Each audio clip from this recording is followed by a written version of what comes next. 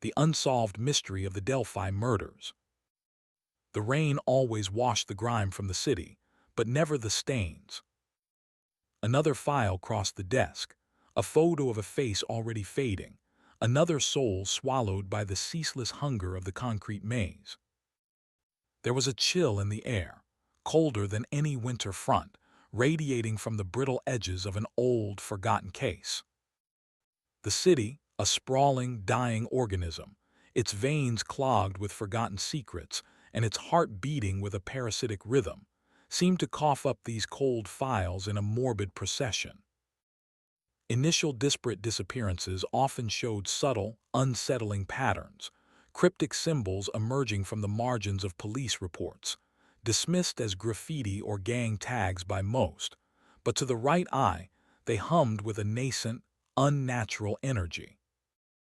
The feeling of being watched began, a cold prickle on the nape of the neck, whenever this particular file was opened. This wasn't merely a case file. It was a testament to the unsolved, a canvas bearing invisible markings that hinted at a deeper pattern. It began on the Monon High Bridge, a skeletal trestle arching over Deer Creek in Delphi, Indiana. Once a forgotten railway artery, now repurposed into a tranquil trail, its rusty beams and weathered ties whisper of simpler times. But on February 13, 2017, this serene expanse became a gantry to an abyss, its name tragically etched into the true crime lexicon by unspeakable horror. Here in the crisp winter air, Abigail Williams, aged 13, and Liberty German, 14, friends enjoying a day off from school, embarked on an innocent hike. What transpired next dissolved the ordinary into the utterly monstrous. The core mystery of the Delphi murders is profound, its depths undiminished by an eventual arrest. Despite critical audio and video evidence, left by the victims themselves in a defiant, desperate act, the identity and motive of the killer remained elusive for years.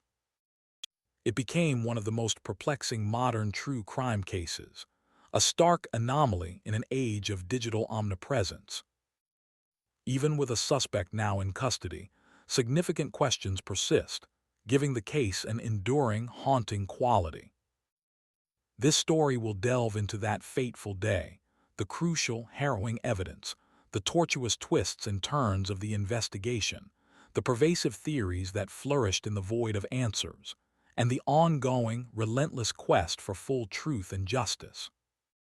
February 13, 2017, was an unseasonably warm Monday for an Indiana winter. Abby and Libby, like many high school students, had the day off. Their plan was simple: explore the trails around the Monon High Bridge, a routine escape into the rustic beauty of their small town. Libby's older sister, Kelsey German, dropped them off near the old CPS building around 1:30 p.m., expecting to pick them up a few hours later. It was a familiar ritual, a moment of mundane normalcy that would soon shatter. As the afternoon waned, the initial casual concern escalated into something colder, sharper. Kelsey arrived at the agreed-upon pickup spot, but the girls were not there. Calls went unanswered. The winter sun dipped below the horizon, taking with it the light and gradually the hope. Families and friends scoured the trails, their voices cutting through the darkening woods, calling names that echoed back empty. The small town of Delphi braced itself, a collective dread settling like a frost. The agony of the search culminated the following morning, on February 14th. A volunteer discovered their bodies in a wooded area, roughly 50 feet from the trail's edge, near the south bank of Deer Creek. The serene landscape had become a burial ground, forever stained by an act of incomprehensible violence. The girls, once vibrant and full of life, had been silenced, their innocent hike transformed into a brutal, final journey. The girls, once vibrant and full of life, had been silenced, their innocent hike transformed into a brutal, final journey. But in the desolate quiet of that wooded ravine, amidst the profound horror, a startling truth emerged. They had not gone silently. They had fought back, not with fists, but with a foresight and courage that defied their years, leaving behind a digital testament to their final moments. It was Liberty German's phone, an ordinary device carried by a teenager, that would become the most extraordinary piece of evidence in modern true crime history.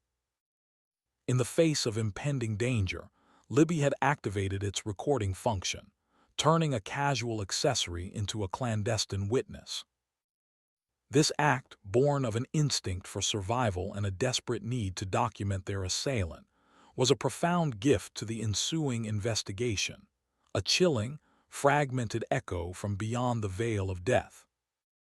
The most iconic and unsettling fragment from Libby's phone was a grainy, low-resolution image.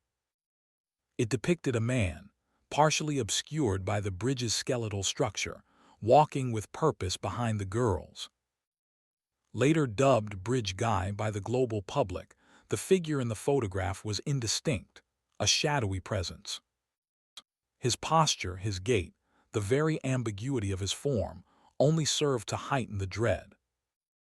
He wore a jacket and jeans, a cap perhaps. His face was a void, his intentions hidden. Yet this blurred snapshot offered the first and most crucial glimpse of their killer, a phantom emerging from the serene landscape of the Monon High Bridge, forever linking the suspect to the scene of the impending tragedy. It was a sterile document, born from a digital sensor, yet it screamed of an unsettling reality. More disturbing still was the audio clip. A mere few seconds long, it transcended the visual, piercing the silence of the nascent investigation with an unnerving clarity. A male voice, guttural and commanding, could be heard uttering three chilling words: "Down the hill." The inflection was flat, devoid of empathy, yet imbued with an undeniable authority. It was not a request but an order, delivered with a casual cruelty that suggested absolute control. For years, this voice haunted the public consciousness, a discordant symphony of malevolence, a direct command from the killer to his victims, forcing them away from the trail, deeper into the secluded wilderness where their lives would be extinguished.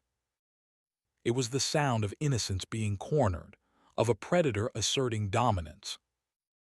Beyond the harrowing digital artifacts, there was another, seemingly disparate piece of evidence. Near the victims' bodies, investigators discovered an unspent .40 caliber round. At the time, its significance was unclear. It was a small, inert object, easily overlooked in the broader scope of forensic examination. An isolated clue, a metal cylinder lying silent on the forest floor, waiting for the right key to unlock its story. Its presence raised immediate questions. Was it dropped? Was it a warning? Did it signify a struggle or a threat from a weapon that never fired its deadly payload? The answer would not come for years, but its silent presence at the crime scene would ultimately prove to be a pivotal thread in the complex, sprawling web of this investigation, tying the anonymous bridge guy to a weapon, and eventually to a name. Libby German's courage had thus provided a fragmented but potent dossier, a visual of the assailant, an audio recording of his voice, and the tangible, albeit enigmatic, presence of a bullet. These pieces, collected in the shadow of unspeakable evil, served as the bedrock of an investigation that would stretch for years, baffling seasoned detectives and gripping a nation.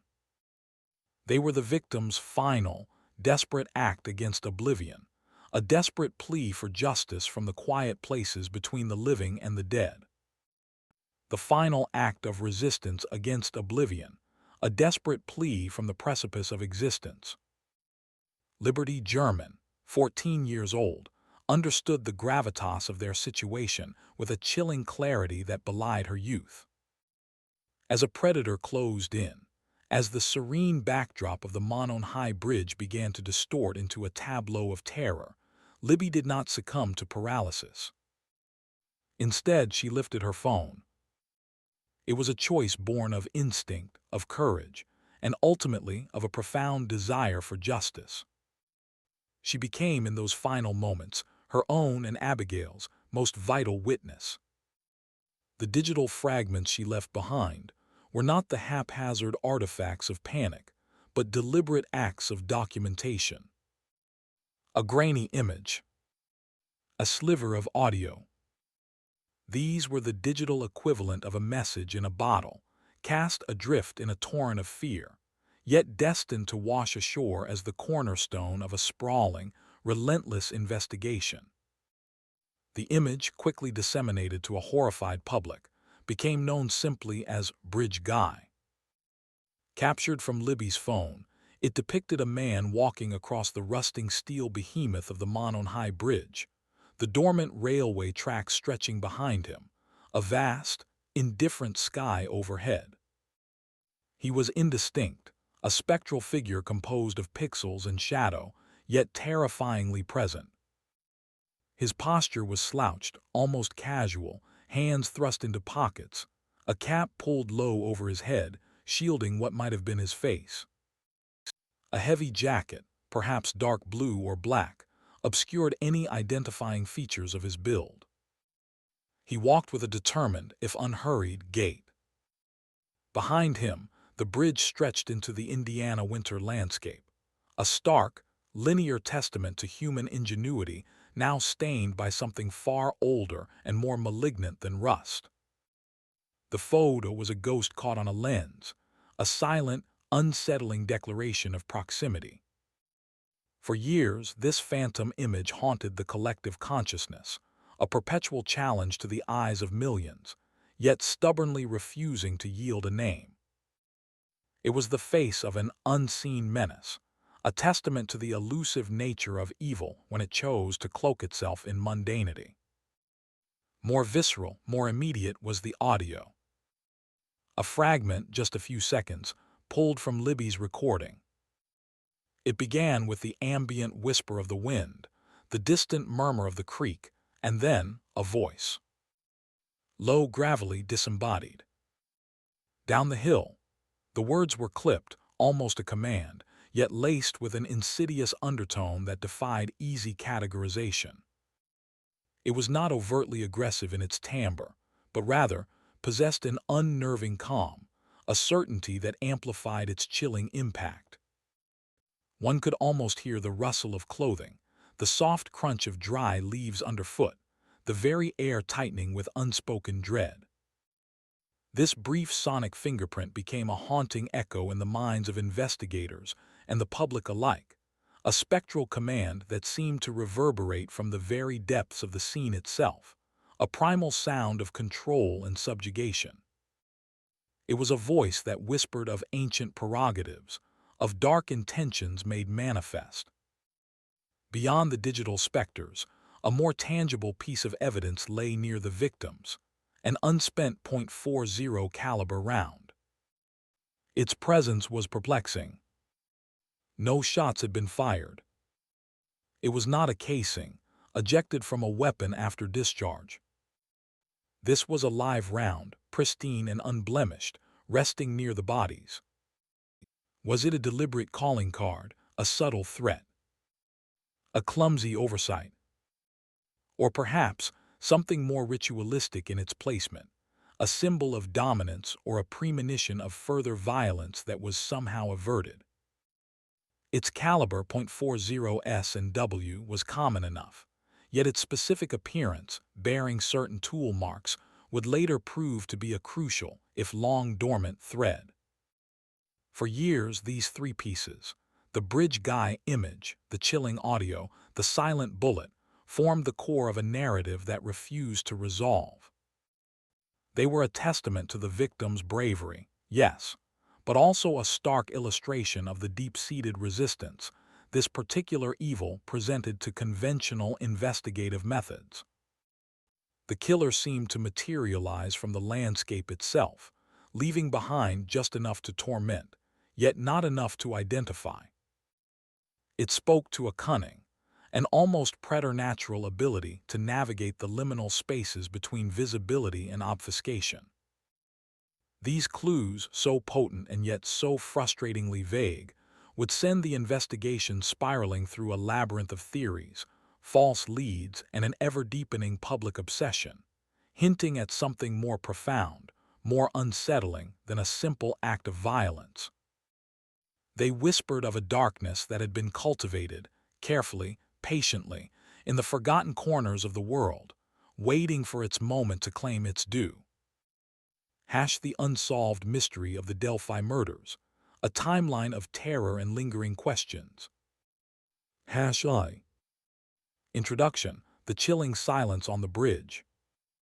The Monon High Bridge, a skeletal trestle traversing Deer Creek, once stood as a serene, almost picturesque landmark in the unassuming town of Delphi, Indiana.